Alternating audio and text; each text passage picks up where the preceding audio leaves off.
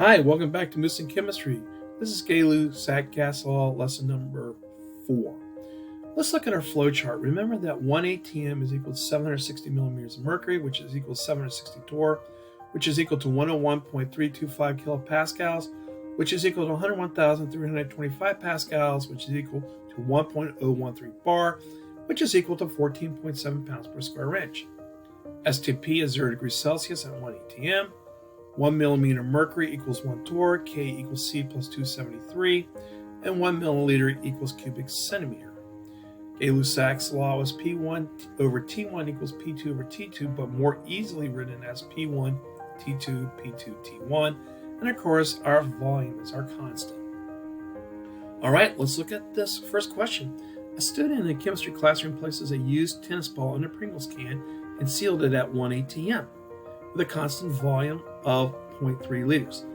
Well, the final temperature of the can is 275. Okay, so we put 275 for our final. And then our original pressure was 1 atm. And then our pressure decreases to 0.9 atm when he takes it outside. So what was the original temperature? So we're looking for T1. Luckily, it's in Kelvin, so we don't have to do any conversions for temperatures.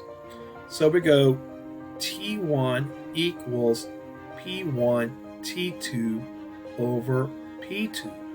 All right, let's just put the numbers in there. T1 equals our original pressure, which is 1 atm, times our second temperature, which is 275 K, divided by our second pressure, which was 0.9 atm. Pretty easy this stuff is. Cancel out your common units. Yeah, this is just so mathematically easy. And basically it's 275 divided by 0.9, which gives me 305. Okay, 305.56. So our original temperature must have been 305.56 Kelvin. All right, let's look at our second question. A Luna moth carries a lightning bug in a sealed jar with a pressure is 15 atmospheres at 373 K. So we're going to put 15 atm here and 373 K. The pressure drops to 7.4 atmospheres. Okay, there you go. Where the lightning bug begins to glow dimmer. What is the new temperature of the jar in Kelvin? Assume there's no volume change.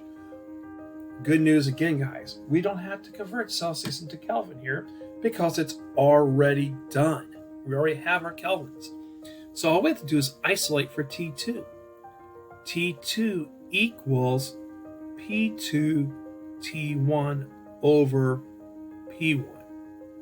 So let's go ahead and do this. So T2 equals our P2 pressure, which is 7.4 atm, times our T1 temperature, which is 373 Kelvin, right?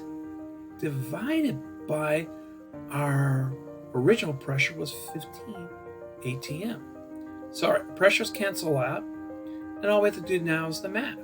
And we'll get our second temperature in Kelvin, of course. So we go 7.4 times 373, right, equals divided by 15. And our new temperature in Kelvin is going to be 184 K. Pretty darn snarly, guys. Well, listen, you be snarly, and we'll see you back here at Lussac Chemistry.